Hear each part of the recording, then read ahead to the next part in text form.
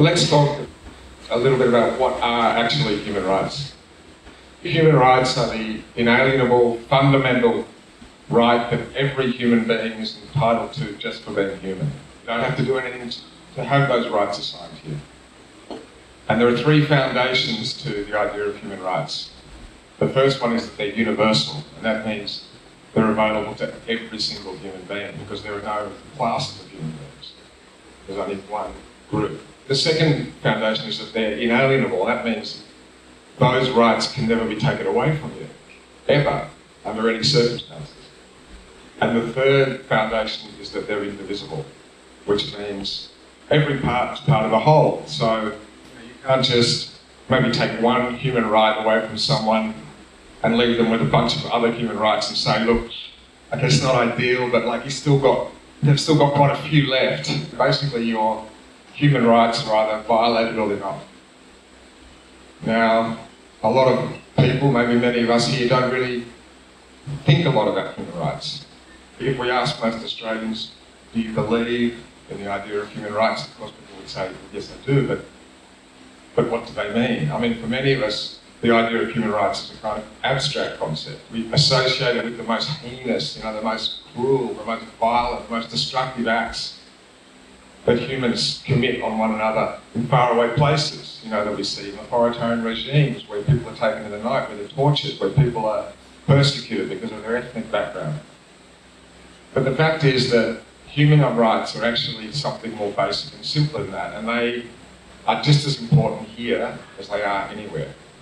And another way of really thinking about human rights is the idea of fair and just treatment. The idea that every human being in our society should be treated fairly and under the same rules. And that's very important for us to think about because there are many individuals and many marginalised groups in our society that don't enjoy those basic rights and freedoms. One of the most interesting things about human rights since I've been involved in it is the people who think least about human rights, obviously, are the people whose basic rights and freedoms are guaranteed. And then people whose human rights have been violated know about them all too well. That's the thing. A few years ago, 4 or 5 years ago, I was probably like a lot of other people in Australia that I hadn't really thought about human rights at all. And then I started this journey because at the time I was starting to get more and more uncomfortable about the way we were treating groups of people who were fleeing war-torn countries, fleeing persecution, and arriving, here on our shores, seeking asylum, seeking protection, seeking safety. And, under all the international obligations that we've signed, we have that obligation to provide that to them, but we didn't. We took these, innocent people who were already traumatised, and we sent them to these far-off hellholes that we paid for and built and managed. And one was on Nauru, and one was on Manus Island in Papua New Guinea. I couldn't believe that we would be capable of doing that. We know these people are innocent. We've sometimes fought wars in far-off places to free people from the sort of tyranny that they're escaping, and yet when they come here, we punish them for it. So I decided to go overseas to some places in the world where the number of people fleeing persecution, the number of forcibly displaced people was so much higher, because we're talking about just 3,000 people that were subjected to this incredible policy and who are still being subjected to it. So I went to places in the world where the numbers were massive, and one of those places was Greece, a country that is half our size, less than half our size, that almost went broke in 2010. And in 2015 and 2016, for 15 months, more than 1 million people crossed the Med from Turkey into a group of islands down the eastern Mediterranean, down the eastern Aegean. For the most part, the Greek population, the local communities, helped them. They're not all the best stories because there aren't all the resources, but in general, their attitude was, we need to help these people, and it was a question of self-respect. And probably the most pivotal thing that happened to me in these journeys that I took was through one single man that I met. And he was a Greek fisherman called Stratos Vlamios, and he came from the island of Lesbos. And I'd read about him, and I'd read about how he'd spent 15 months hauling hundreds of people out of the sea who were crossing over to his island. And so I decided we should go and interview him, so I sent him all these messages and I sent emails, and he just never replied.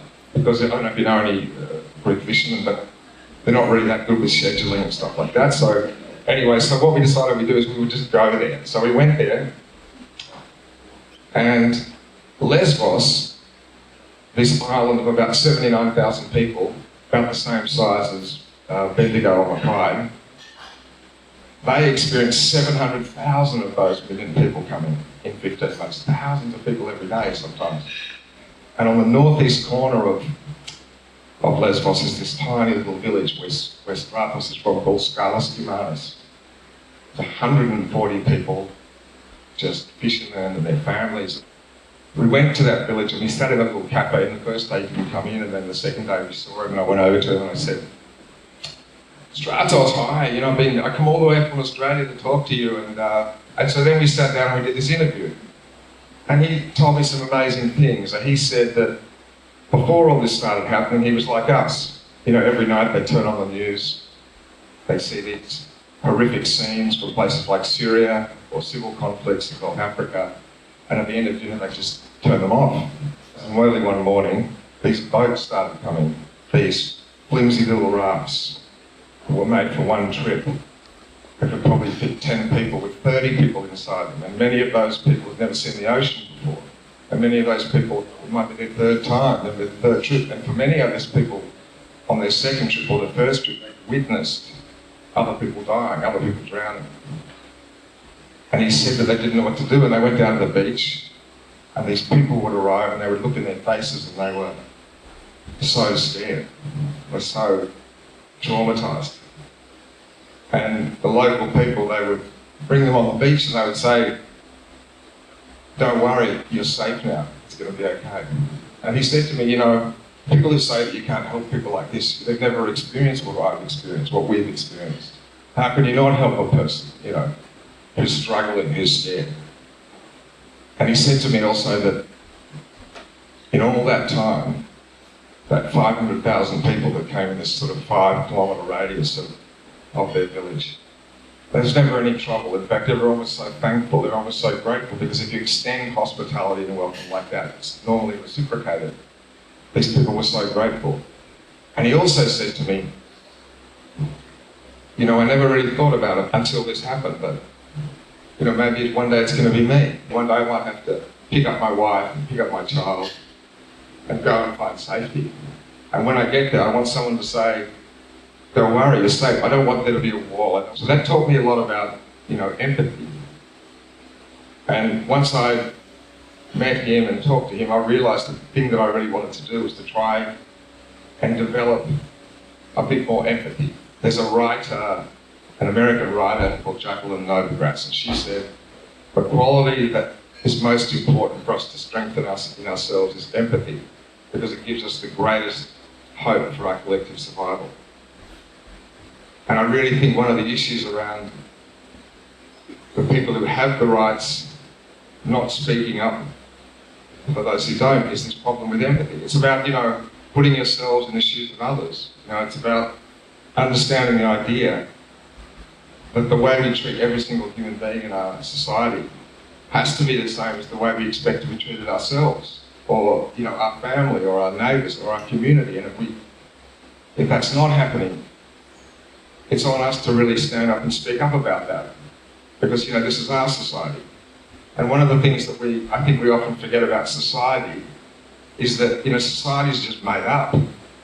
No one just came and dropped it on us and said, okay, these are the rules. Like a whole bunch of people before us invented society, and they said, we're going to organise it like this. But the thing about that is that if a bunch of people made it before, then a bunch of people now can unmake it. Or we can change it and we can make it better. And I really believe we can. So I'm just going to tell you another little thing about human rights, maybe take it down a little bit further in a more personal way, and that is, that was best articulated by this American philosopher who wrote a book on justice and fairness in the early 70s called John Rawls, and he wrote that the urge to act justly comes from the desire within all of us to express who we are and what we are fully, as free beings with the liberty of choice. And what he's talking about is something that we can all relate to, and that is there's no time in our life when we probably feel more powerful, more contented than when we can be ourselves, when we can express ourselves. We can be that person for all their flaws because we're with a group of friends or family or in an environment where it's okay to be you. And that's a beautiful experience that we all know. Experiences that we also know, which aren't quite as beautiful, is where we have to hide a part of ourselves from other people, where we feel ashamed to have a certain part of ourselves, and in many cases, punished just for being who we are. This idea of expressing yourself fully, warts and all, no matter what colour you are, no matter what you look like, no matter your racial and religious background, your ethnicity, your sexual preference, your gender, how annoying you are, this idea of being able to fully express who you are out there in the world is all about dignity. That's part of dignity. And the thing that we need to understand a little bit about people whose rights are violated is that part of that, the most wounding part, perhaps, at least the most wounding part or injurious part emotionally and psychologically, is this idea of having your dignity taken away. Your dignity taken away. And part and parcel of that is the idea of humiliation.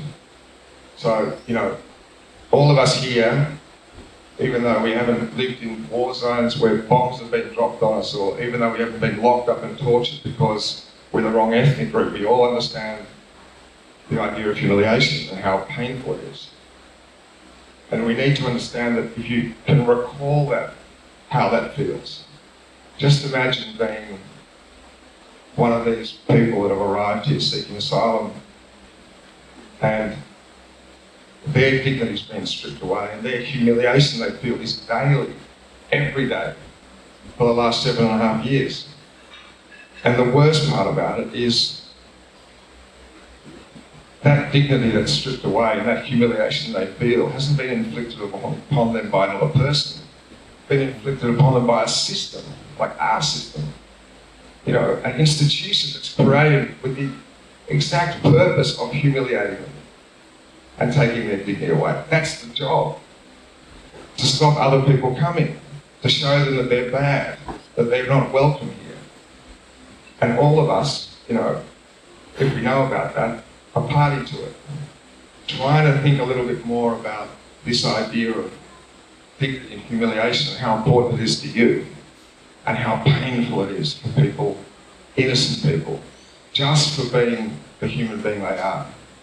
I'm just going to tell you one last story. So last weekend, I went down to Melbourne to shoot a documentary with these two amazing Kurdish guys. One's called Farhad Bandesh and the other guy's called Mozazimi, and they arrived here in 2013 fleeing persecution in Iran. One night when I was there, Farhad said, "We have to go back to the Park Hotel after dinner." And I said, "Oh, okay, why is that?" He said, "Because one of the guys in there, some young guy, is not doing well. And we need to get on the phone and talk to him." So we went back to the Park Hotel in Carlton, where there's still 11 refugees. 7.5 years they've been held, first in Manus, and then sent here.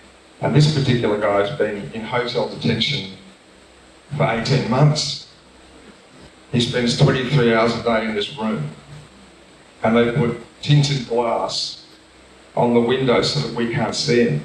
1 hour a day that he has. He can leave his room and spend it in his corridor or on the roof, where he's surrounded with a bunch of these Serco guards with their walkie-talkies blaring and aggro attitude. And it's day in, day out. This kid, his name's Don Khan, and he's a Rohingya. He's this beautiful kid. And he turned up here when he was 17 and now he's 24. And this has been his existence during all those formative years. Just imagine, someone in your family at 17, with everything ahead of them, and they have to spend 7 years not just locked away for no reason, but their dignity taken, humiliated every day, called a criminal, a second-class human. So this kid got on the phone with him and he said, I don't think I want to, what's the point of me living anymore? I'm treated like I'm worthless, like I'm nothing, I have nothing to do. Now, the thing is, I think Australia is an absolutely incredible country, and I think Australians are decent people. And we're also so proud of the way we come to the aid of people who are in trouble. Like this idea that we go and help people when there's floods, or bushfires, and we run in there and we don't really care who we're saving. And that idea that we do that is almost part of our national character. But for some reason, there's this sort of indifference, not just refugees, but our Indigenous people as well, other groups, other individuals, where we kind of went missing. We can be proud of all those things we've done during those disasters, but it's hard to be proud of who we are when we know there are people in our society who don't have the same basic rights and freedoms as we do, and we stand by it. And we say nothing because, like I said before, it's our society. And we really can change it. And there's some hope there too, because the idea that collectively we can talk together and make those changes, and I assure you that if we all did that, if we all shook off that indifference, those things would change. The problem at the moment is that it's difficult for us to make the connection, and it's difficult for us to shake off that indifference, so that when people are in situations like that poor kid, we're not speaking up for them, it just goes on. I would urge everyone to think a little bit more about what we have and how lucky we are, how easily we'd be willing to give up all those freedoms ourselves. And also the fact that the freedoms we have are not guaranteed. I think the idea of speaking up collectively to make those changes, we can do it, and it's powerful. And it's powerful for ourselves, and it's powerful for us collectively, and we can actually make society a better place through doing that.